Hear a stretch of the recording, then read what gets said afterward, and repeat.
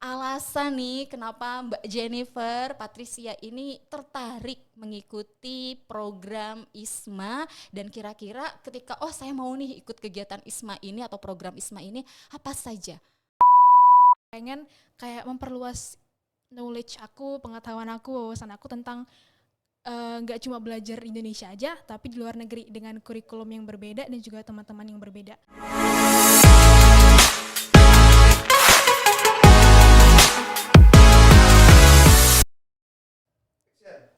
Assalamualaikum warahmatullahi wabarakatuh. Halo para sivitas akademika Universitas Bangka Belitung. Jumpa lagi dengan saya Siti Aisyah, host podcast Universitas Bangka Belitung. UBB Bekisah kali ini akan mendengarkan pengalaman cerita salah satu awardee Indonesian International Student Mobility Awards tahun 2023. Hadir bersama saya hari ini Jennifer Patricia dari program studi akuntansi sebagai awardee ISMA 2023. Selamat datang Jennifer, terima kasih sudah hadir di studio podcastnya UBB. Saya tuh selalu seneng kalau kedatangan mahasiswa yang berprestasi di sini, lalu sharing, saya mewawancarai, berdiskusi gitu. Jadi memberikan semangat rasanya ya.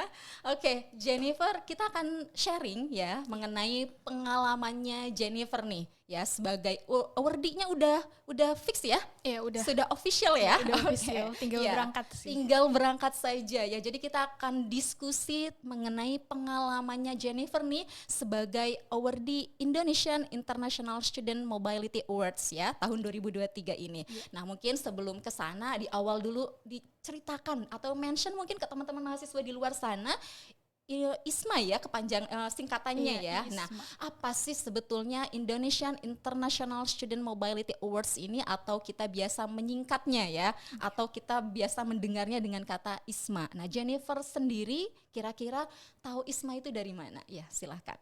Aku pertama kali tahu ISMA itu dari Instagramnya BAKK. Mereka kayak share gitu kalau ada seleksi internal buat mahasiswa yang mau ikut program ISMA. Nah, ISMA itu sendiri adalah program salah satunya dari MBKM, Kementerian Pendidikan, Merdeka Belajar Kampus Merdeka. Dan ISMA ini adalah pertukaran pelajar yang untuk ke luar negeri. Dan ada banyak banget pilihan-pilihan negaranya kayak dari seluruh benua sih, dari benua Asia, Afrika, Amerika, Eropa juga, Australia juga.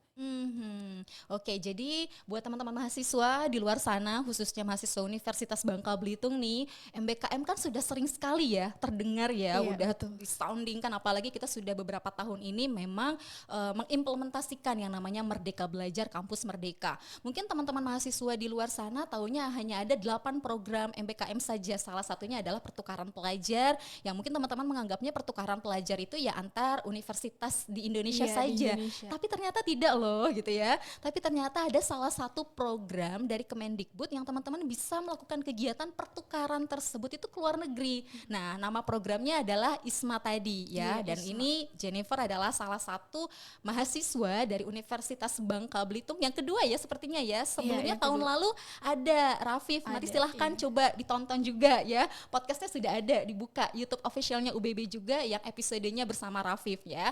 Nah, hari ini ada Jennifer penerusnya Rafif yang lolos ya dalam program ISMA ini. Nah, saya jadi penasaran alasan nih kenapa Mbak Jennifer Patricia ini tertarik mengikuti program ISMA dan kira-kira ketika saya mau nih ikut kegiatan ISMA ini atau program ISMA ini apa saja persiapannya menjelang pendaftaran seleksi ISMA? Silakan. Kalau untuk alasan sendiri, pertama karena ISMA kan salah satu program yang bergengsi ya. Dan kesempatan ini tuh sebenarnya datangnya 2 kali sih, buat mahasiswa semester 4 sama semester 6. Jadi nanti kita kalau udah lolos, kuliahnya itu di semester 5 atau semester 7. Nah, kebetulan aku waktu daftar itu semester 4. Dan aku ngeliat ISMA ini salah satu program dari Kemendikbud yang gak bisa nih dilewatin, kayak karena aku juga dari SMP udah suka banget sama yang namanya bahasa Inggris dan aku pengen banget bisa ngembangin bahasa Inggrisku, terus bisa memperluas jaringanku, terutama kan nanti ke luar negeri ya, pasti teman-temannya dari internasional, dari berbagai negara. Aku pengen kayak memperluas knowledge aku, pengetahuan aku, wawasan aku tentang nggak cuma belajar Indonesia aja, tapi di luar negeri dengan kurikulum yang berbeda dan juga teman-teman yang berbeda. Kalau untuk persiapan, preparation itu pertama kali aku persiapan itu di tahun lalu sebenarnya. Oktober tahun 2022 itu udah ada seleksi internal di UBB, kita ikut tes TOEFL. Dan sebelum tes TOEFL itu tentu aku udah latihan-latihan tes TOEFL online. Terus aku juga ikut kelas pemantapan Duolingo karena kebetulan aku tuh pakainya Duolingo English Test. Ada sih yang lain kayak IELTS sama TOEFL, tapi karena menurutku Duolingo itu lebih lebih friendly, kayak bisa belajar dari mana aja online, terus juga ujiannya juga online. Jadi ya aku pilih Duolingo gitu. Oke, menarik ya. Jadi kalau saya melihat nih, Jennifer tidak membatasi diri sendiri ya, kayak gitu. Jadi ayo kita coba dobrak gitu ya, pintunya di luar dari zona nyaman. Kadang kan kita memang oh ya udah comfort zone-nya di sini, udah belajar saja. Mahasiswa kupu-kupu begitu ya, kuliah pulang atau ikuti saja misalnya sesuai dengan track-nya gitu. Tapi coba untuk menantang diri sendiri dalam hal yang positif tentunya ya, yang seperti dilakukan oleh Jennifer ini. Jadi melihat peluang itu ada, ya kenapa tidak untuk kita coba gitu ya. Oke, jadi persiapannya cukup lama ya kalau dari akhir tahun lalu khususnya di bahasa Inggris itu ya. Ada tidak kira-kira persiapan pendaftaran administrasi lainnya yang harus disiapkan selain sertifikat bahasa Inggris tersebut, Jennifer? Kalau untuk seleksi pertama administrasi itu selain dari Duolingo itu tentu ada transkrip nilai. Dan itu tuh harus ditranslate dari Indonesia ke bahasa Inggris. Nah itu minta bantuan ke UPT Bahasa. Terus kita juga diminta untuk persiapin kayak surat-surat pernyataan dari kayak KUI. Tapi karena UBB belum punya KUI, kita dari Wakil Rektor 1 bidang akademik. Terus kita juga diminta bikin esai. Dan itu esainya ada 4. Oke, enggak cuma 4 satu, tema ada 4. ya, 4 tema berarti 4 tema. Ya. Oke, boleh disampaikan. Seingatku temanya itu yang pertama kayak apa pengalaman yang paling sulit bagi kamu gitu loh, kayak kalau misalnya kamu ngadapin pengalaman itu apa yang kamu lakukan untuk menyelesaikan masalah itu. Terus juga ada kayak tentang kesehatan mental, kesehatan fisik juga. Itu aja sih yang aku ingat. Oke, ya. Jadi memang itu tahap awal ya. Jadi tahap awal administrasi ini kalau saya melihat yang pertama kali yang harus disiapkan itu adalah bekal bahasa Inggris terlebih dahulu ya. Jadi ini buat teman-teman mahasiswa baru nih yang baru masuk semester 1 ini, kalau ingin mengikuti jejaknya Rafif dan jejaknya Jennifer saat ini, yuk siapkan dari sekarang, dari program studi apapun silahkan ya, dipersiapkan diri untuk belajar meningkatkan kemampuan berbahasa Inggrisnya dengan baik, itu yang pertama ya. Kemudian yang kedua juga menulis menjadi kemampuan yang paling penting di sini, karena esai yang ditulis juga kalau misalnya esainya hanya so-so ya, biasa saja juga tidak akan menarik perhatiannya para reviewer di sini. Dan ini menjadi salah satu poin penting yang membuat Jennifer juga lolos ya, dilihat dari esai yang ditulis dari ya. Esai, mostly dari esai. Karena temanya juga tema yang menarik kalau menurut saya ya, bagaimana mahasiswa ini mampu untuk menciptakan atau menjadi problem solver gitu ya, hal-hal yang seperti itu. Oke, esai di sini ya. Boleh mungkin sedikit saja diceritakan ya, yang paling diingat saja oleh Jennifer, mungkin yang tadi menjadi problem solver itu apa yang ditulis oleh Jennifer di dalam esai, silahkan. Yang paling aku ingat di salah satu esaiku itu, aku ngasih tahu pengalaman aku menghadapi masalah waktu transisi dari SMA ke perkuliahan.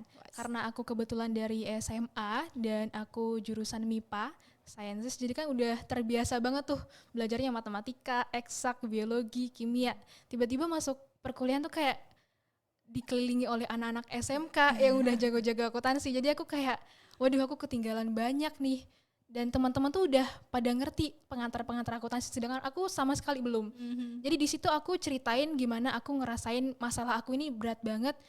Dan aku harus bisa mengejar ketertinggalan aku, dan aku nyeritain gimana aku bangkit dengan belajar banyak lewat online, offline, perpustakaan, terus kayak tentu aku manfaatin platform media sosial kayak YouTube buat mengejar ketertinggalanku, dan akhirnya ya aku bisa gitu loh, dan aku bisa lah menyamakan kemampuan aku dengan anak-anak yang lainnya yang udah punya bekal tersendiri dari SMK-nya gitu. Oke, ih menarik ya kalau manggil Jessica buat acara langsung apa ya istilahnya ya workshop mungkin sebagai narasumber begitu ya untuk akselerasi atau percepatan teman-teman mahasiswa Universitas Bangka Belitung ini kalau tertarik mengikuti ISMA itu jadi yang dipersiapkan tidak hanya berbicara terkait dengan peningkatan bahasa Inggris saja, tapi bagaimana cara menulis esai, memikirkan kira-kira tema apa yang menarik. Kan ada tema yang sebetulnya udah ada tema yang ditentukan ya dari ISMA-nya sendiri, tetapi bagian mana dalam hidup kita yang sekiranya itu menarik gitu yang ya bisa untuk kita jadi topiknya. Ya, untuk kita tuliskan, kemudian bagaimana caranya menulis yang baik juga mungkin menurut saya itu ada apa ya? Ada pembelajarannya gitu ya. Tidak langsung begitu saja. Ada dosen pembimbingnya yang mendampingi Jennifer di dalam menulis esai ini atau menulis sendiri gitu. Boleh cerita? Esai aku tulis sendiri sih. Kebetulan kan ada 4 esai. 2 esai itu aku kerjain H-3 pendaftaran. 2 esainya lagi H-1 pendaftaran. Wah, udah ahli menulis kalau ini. Bener-bener gak ada pembimbing, aku ngerjain sendiri. Kayak ya udah aku berusaha untuk mengerti diriku sendiri dan mengambil poin-poin yang mungkin jadi poin yang paling mewakilkan diriku gitu dalam esai itu. Oke, iya menarik ya, menarik sekali kalau menurut saya karena tadi pengalaman-pengalaman dalam proses itu juga kadang kan kita ada beberapa yang bingung ya, tema seperti ini apa masalah di hidup saya misalnya ya, yang bisa saya angkat begitu ya dan saya bisa memecahkan masalah itu dengan baik begitu ya. Terkadang mungkin ada beberapa yang perlu untuk stimulus ya kayak gitu, makanya saya melihatnya nih nanti next ya teman-teman mahasiswa lainnya Hima kalau misalnya mau ngadain program atau kegiatan gitu silakan undang Jennifer untuk berbagi ceritanya, berbagi inspirasinya, berbagi pengalamannya terkait dengan lolosnya sebagai award di ISMA ya. Oke, nah proses tahapannya udah nih persiapan semuanya, udah dapat sertifikat bahasa Inggrisnya, semua administrasi dari transkrip dan lain-lain beserta tadi esai sudah siap dari 4 tema ya yang diminta oleh Kemendikbud tersebut begitu. Nah prosesnya setelah lolos tahap pertama administrasi, apa lagi yang harus dilakukan? Setelah administrasi, proses ISMA tuh sebenarnya benar-benar cepat kayak abis ini gitu. Abis administrasi itu kita diminta untuk ngisi CV. Dan CV itu tuh bukan kita bikin kayak CV yang online yang kayak di kertas gitu kan. Kita kayak ngisi kolom-kolom yang mereka tanyakan. Dan menurutku poin yang paling penting dari CV ini tuh adalah pengalaman organisasi dan juga intern. Meskipun ada banyak mahasiswa yang lolos, tapi mereka kayak belum berpengalaman di organisasi, internship. Tapi menurutku gak ada salahnya sih kita buat kayak ikut organisasi yang sejalan sama bidang dan minat kita, supaya kayak lebih meningkatkan kualifikasi diri kita gitu. Oke, nah kan jadi semakin menyadarkan sebetulnya untuk teman-teman mahasiswa yang masih menganggap nantilah ikut organisasinya gitu, buat apa sih ikut organisasi, dan ternyata manfaatnya udah terasa ya, udah terasa sekali sama Jennifer ketika baru lolos tahap administrasi harus mengisi CV di sistemnya ISMA begitu ya, bukan CV yang teman-teman bikin formatnya sendiri gitu, jadi harus isi langsung di sana dan ditanyain terkait dengan pengalaman berorganisasi dan juga internshipnya ya, udah magang di mana saja. Jadi kalau liburan magang itu tidak harus menunggu MBKM juga bisa sebetulnya ya. Bisa. Jadi kalau misalnya liburan semester yang jangka panjang waktunya di semester 2 ke 3 atau 3 ke 4 di liburan semester seperti itu boleh banget dimanfaatkan untuk mengikuti kegiatan-kegiatan magang ya, sehingga kalau mau mengikuti kegiatan yang berbasis internasional seperti ini lalu ditanyai pengalamannya udah ikut organisasi apa saja, ikut magang apa saja, kita bisa menjawabnya gitu ya. Oke, lalu setelah itu ada tahapan apa lagi yang dilakukan oleh Jennifer? Setelah CV kita ada tes kebinekaan dan itu menurutku bukan pengetahuan tentang Pancasila atau yang lainnya, tapi lebih ke pribadi kita sendiri. Misalnya kayak dia ngasih pertanyaan nih, kalau kamu berada di situasi di mana teman kerja kamu tidak bisa diajak kerja sama, apa yang akan kamu lakukan? Dikasih A, B, C, D, E, kita pilih sendiri sesuai dengan ya kita bakalan meresponnya seperti apa. Dan menurutku itu mewakilkan kayak kepribadian kita gitu. Jadi benar-benar harus milihnya gak usah bohong, jujur aja kita bakalan respon kayak gimana, dan iya gitu, tes kebinekaan. Dan itu online. Online ya, online tapi bisa dilakukan di Bangka. Bisa atau memang harus ke Jakarta, tidak ya? Enggak, waktu itu aku tesnya di perpustakaan Mhm. dan itu kayak ada aplikasinya sendiri namanya CBT Ana kalau nggak salah. Terus itu ada kayak soal-soal sama ada kayak layar buat nampilin wajah kita gitu. Mhm. Oke, jadi setelah tahapan itu ada yang namanya tes kebinekaan teman-teman ya. Tes kebinekaan itu ya tentang pengalaman diri sendiri juga ya sebetulnya, Iya. apalagi yang ditanyakan yang disampaikan oleh Jennifer itu terkait pertanyaan kebinekaannya. Kalau misalnya kita tidak ada pengalaman teamwork juga susah ya.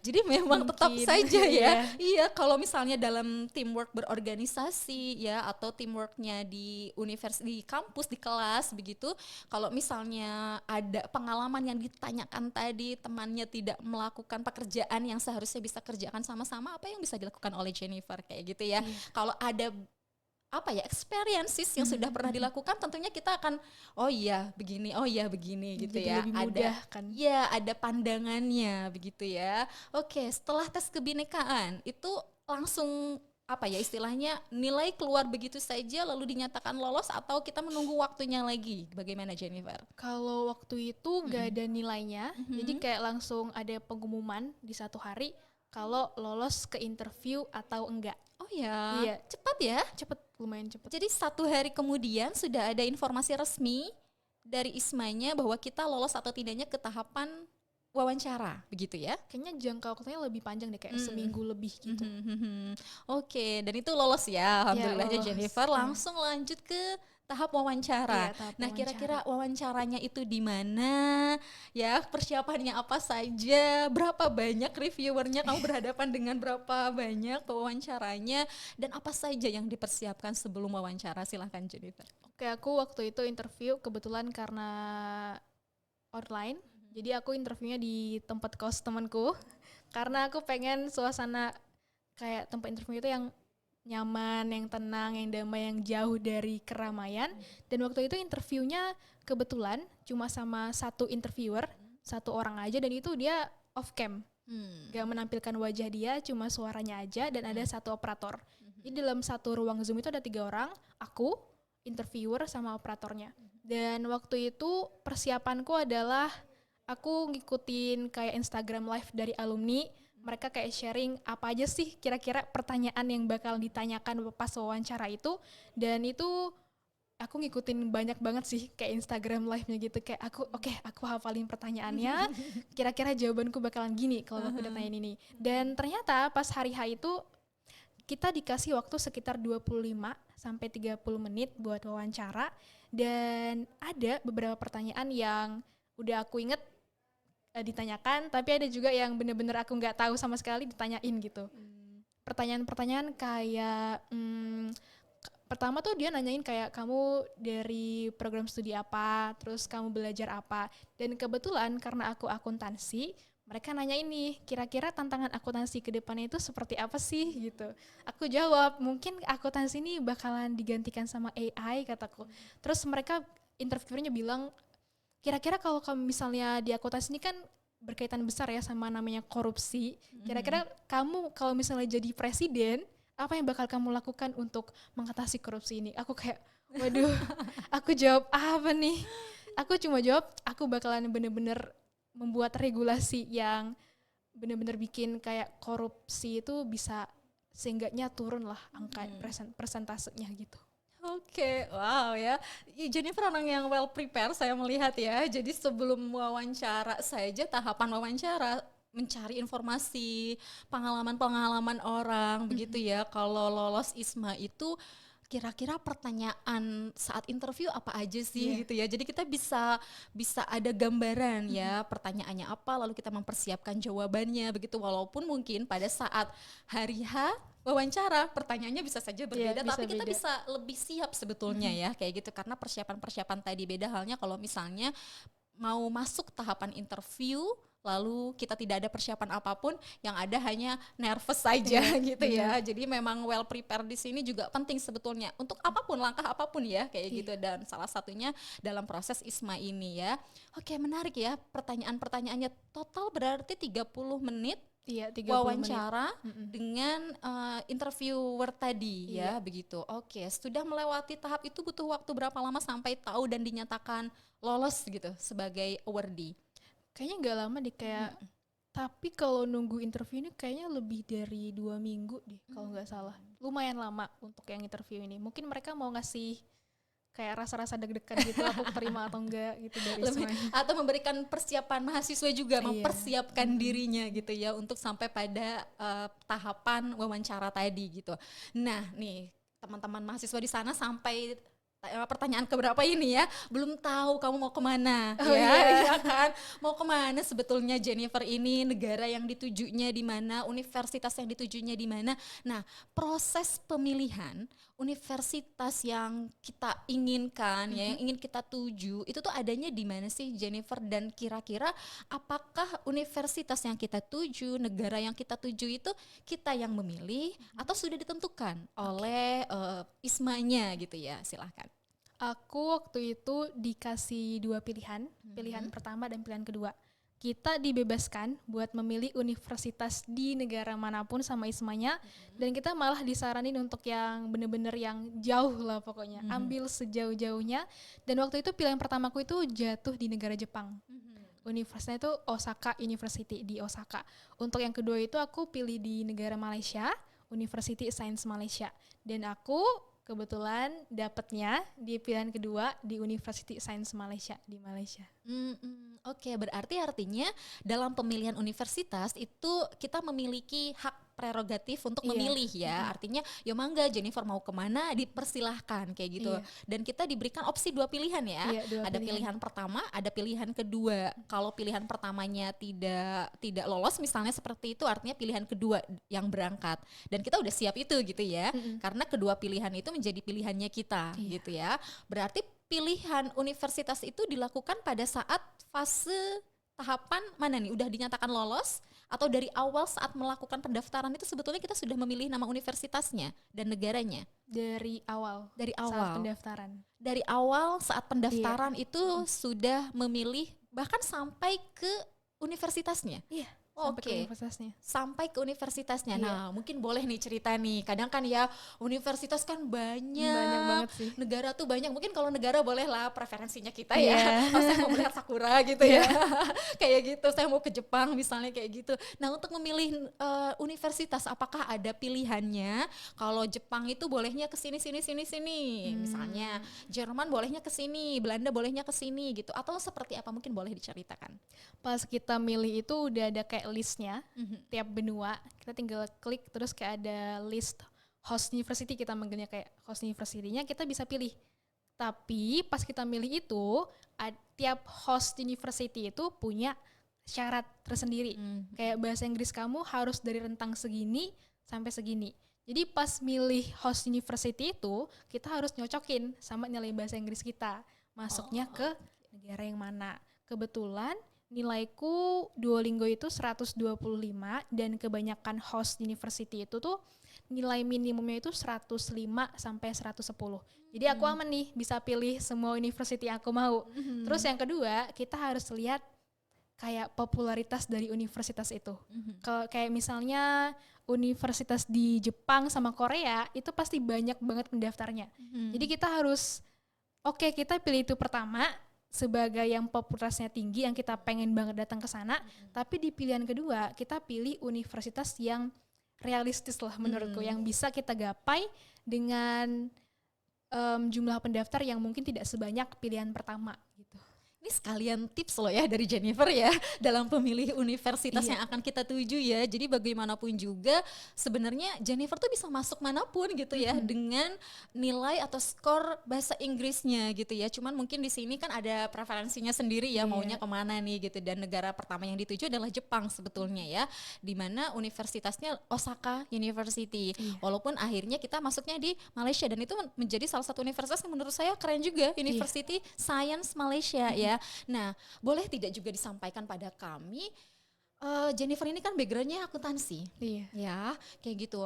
Apakah memang harus linear nih kegiatannya, atau seperti apa? Atau boleh nih kita mengacu pada universitas berbasis teknologi misalnya kayak gitu ya, yang memang mau belajar di sana gitu. Nah, mungkin boleh disampaikan, dan yang terkait dengan deskripsi kegiatan. mau ngapain di sananya, itu apakah kita sudah buat programnya sendiri atau mengikuti programnya ISMA? Silakan disampaikan Jennifer. Kalau untuk University Science Malaysia itu, ISMA itu kasih kita pilihan 4 mata kuliah. Jadi kita nggak terdaftar dalam satu program studi, tapi kita bisa milih bebas. Mau kamu teknologi, mau kamu komunikasi, terserah. Karena ISMA kan bener-bener kayak merdeka belajar kan. Merdeka, betul-betul merdeka ya. Background kamu akuntansi, kamu bisa pilih di manapun yang kamu mau. Dan kebetulan aku pilih kebanyakan itu di lingkungan sama komunikasi. Karena aku tertarik banget tuh sama kayak business communication, communication and presentation skills, terus kayak sustainability, human dan segala macam itu aku pilih yang itu sih. Oke, menarik ya. Ya jadi teman-teman semua yang mau backgroundnya apapun misalnya, dan kalau memang mau memperdalam keilmuan juga bisa ada pilihannya ya. Misalnya kalau backgroundnya itu engineering, mau memperdalam itu mata kuliah tersebut di negara yang dituju bisa memilih itu. Tapi kalau misalnya mau multidisiplin nih, belajar hal-hal yang baru seperti contohnya Jennifer backgroundnya akuntansi lalu mau belajar terkait dengan keberlanjutan human komunikasi karena memang tertarik terhadap kegiatan-kegiatan itu atau apa sih kira-kira yang dipelajari ya di mata kuliah itu boleh banget diambil gitu ya, karena semerdeka itu gitu ya. Boleh ya belajar di sana. Nah mungkin durasi waktu berapa lama nanti Jennifer akan student exchange di University Science Malaysia? Aku dari awal Oktober nanti aku berangkat tanggal 5 Oktober, terus nanti balik lagi tuh tanggal 25 Februari. Jadi kira-kira 4 bulan 20 hari. Dan di sana itu kita udah ada tuh kayak kegiatan apa aja yang bakal kita lakuin. Karena di Oktober nanti kan kayak ada hari pahlawan sama hari batik tuh. Jadi nanti kita bakalan diminta ISMA buat ngadain yang namanya Batik Challenge sama Heroes Challenge. Jadi kita kayak ngadain nanti kayak ada pentas seni, terus ada kayak booth, kayak kita pakai baju adat sama baju batik. Terus kebetulan di bulan Desember nanti USM ini bakalan ngadain yang namanya kayak culture festival gitu. Jadi kayak seluruh negara bakalan menampilkan pentas seni dari negara-negara masing-masing dan kita kayaknya bakalan nari di sana. Udah ada persiapan ya? Kamu ada background nari ya? Oke, ya memang menarik biasanya kalau kita sudah keluar negeri ya mempersembahkan budaya milik kita gitu ya. Mungkin sepertinya akan ada persiapan itu juga gitu ya buat Jennifer nanti pada saat melakukan student exchange di Malaysianya. Nah, Jennifer mungkin ada satu lagi pertanyaan sebelum pertanyaan yang terakhir ya gitu. 2 pertanyaan terakhir nih yang menjadi penasaran teman-teman biasanya, nanti kita ke sana sendiri ya. Nanti kita ngapa-ngapainnya sendiri ya di sana. Nah, boleh tidak diceritakan, silahkan. Kalau untuk sendirinya menurut aku mostly enggak sendiri karena aku kebetulan bareng awardees yang lain tuh ada 37 orang. Itu belum termasuk aku, jadi kayak termasuk aku tuh 38 orang. Dan mungkin dari Bangka ke Jakarta nanti mungkin aku sendiri, tapi dari Jakarta ke Malaysia itu bakalan bareng-bareng sama 37 orang itu. Jadi tenang aja, kalian gak sendiri, kalian punya banyak banget teman-teman yang suportif, yang kayak saling support lah istilahnya, kayak kita harus bisa menyelesaikan studi kita di luar negeri nanti bareng-bareng gitu.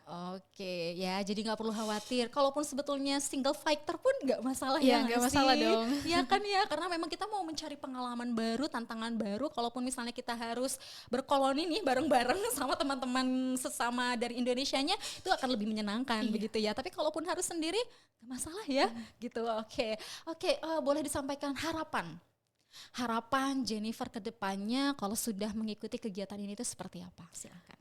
Harapanku ke depannya adalah semoga ya setelah aku menyelesaikan studiku di USM, aku bisa lebih berpengalaman lah, istilahnya kayak aku kan pengen nambah pengalaman nih. Jadi aku kayak punya banyak memori-memori yang bisa aku ingat, terus aku bisa menambahkan setidaknya 1 atau 2 skill baru. Aku udah punya network yang lebih luas lagi, bahkan ke internasional. Terus aku juga pengen setelah itu aku bisa merangkul teman-teman lain, kira-kira mungkin adik tingkat atau seangkatan aku yang pengen gitu juga ISMA. Aku pengen banget kayak buka WhatsApp group atau kayak buka kayak kelas belajar gitu supaya mereka juga bisa melakukan ini, kayak punya kesempatan dan punya dukungan dari aku buat ikut ISMA. Wow, levelnya level UBB dong. Level UBB. Levelnya level UBB dong, jangan hanya levelnya akuntansi ya. Jadi silahkan gitu siapa yang tertarik masuk WhatsApp grupnya sama-sama begitu. Nanti ada satu momen misalnya orang suka bilangnya kopdar ya, langsung ketemu dengan Jennifernya lalu nanti sharingkan ya, terutama mungkin terkait dengan tadi menulis esai yang menarik itu seperti apa ya, tips dan triknya juga dalam memilih universitas, kemudian tahapan-tahapan dan persiapan-persiapan wawancara. Saya pikir itu menarik sekali untuk bisa diikutin gitu ya untuk teman-teman mahasiswa di Universitas Bangka Belitung, apalagi yang notabene masih baru nih, masih segar, masih fresh. Jadi kalau memang masih mau mempersiapkan tuh ya sedini mungkin kayak gitu ya.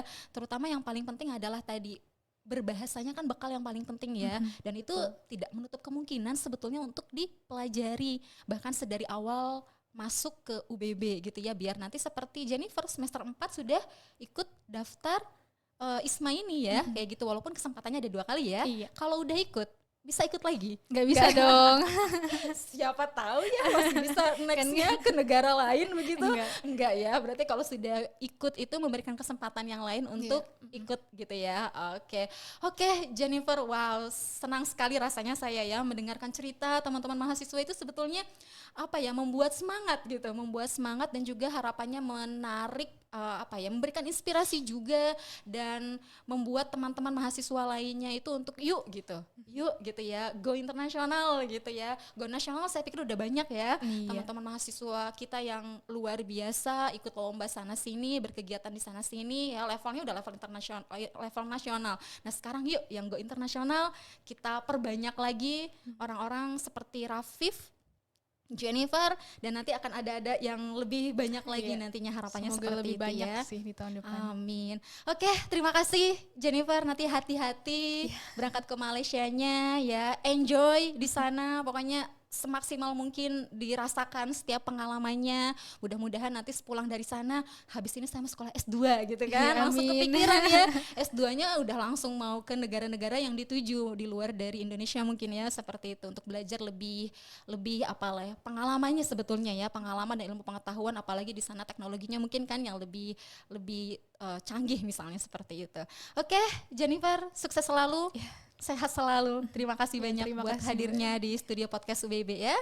Demikian sharing session ya bersama Jennifer terkait dengan pengalamannya mendapatkan program atau lolos di program ISMA tahun 2023 ini. Saya Aisyah, mohon undur diri. Wassalamualaikum warahmatullahi wabarakatuh.